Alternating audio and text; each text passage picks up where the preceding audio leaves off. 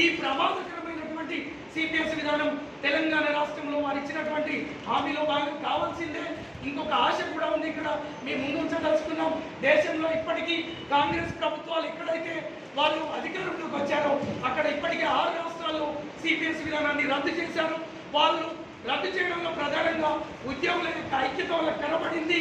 తెలంగాణ రాష్ట్రంలో కూడా కాంగ్రెస్ ప్రభుత్వాన్ని గెలిపించుకోవడంలో ప్రతి ఉద్యోగి ప్రతి ఉపాధ్యాయుడు చాలా కీలకంగా పనిచేశాడు కనుక ఖచ్చితంగా ఈ రాష్ట్రంలో కూడా మళ్ళీ ఎన్నికల వరకు వెళ్లకుండా మళ్ళీ అనేక వర్గాలు సిపిఎస్ ఉద్యోగులు చనిపోతే ఆ కుటుంబాలు రోడ్డున పడకుండా జరగకుండానే ముందుగానే సిపిఎస్ విధానం రద్దయితే ప్రతి ఉద్యోగికి మేలు జరుగుతుంది కనుక అన్నగారు మీరు దయించి అందరూ కూడా ప్రతి సంఘం కూడా పెద్ద చిన్న అనే సంబంధం లేకుండా సిపిఎస్ ఉద్యోగుల యొక్క కష్టాలని కడగలని వాళ్ళ ఆర్థిక సమస్యల్ని రిటైర్డ్ అయిన తర్వాత వచ్చే ఇబ్బందుల్ని దృష్టిలో పెట్టుకొని ఈ సమస్యను అత్యంత తొందరలోనే మీ ద్వారా పరిష్కారం అవుతుందని ఆశిస్తూ 1వ తారీఖు రోజు మీరు ఏ విధంగా కార్యక్రమాన్ని రూపకల్పన చేయాలో అన్ని సంఘాల యొక్క నిర్ణయం ప్రకారం మనం రోడ్డుకి ప్రభుత్వానికి పెద్దపల్లి జిల్లా నుండి ప్రతి జిల్లా నుండి ఖచ్చితంగా ప్రభుత్వానికి తెలిస్తే మేము ఆశాభావంతో ఉన్నాం.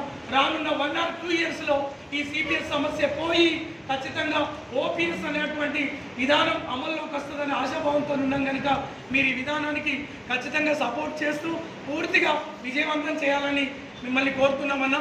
ఈ అవకాశం ఇచ్చినటువంటి ఉద్యోగ ఉపాధ్యాయ సంఘాలందరికీ కూడా ధన్యవాదాలు తెలియజేసుకుంటూ ముగిస్తున్నాను.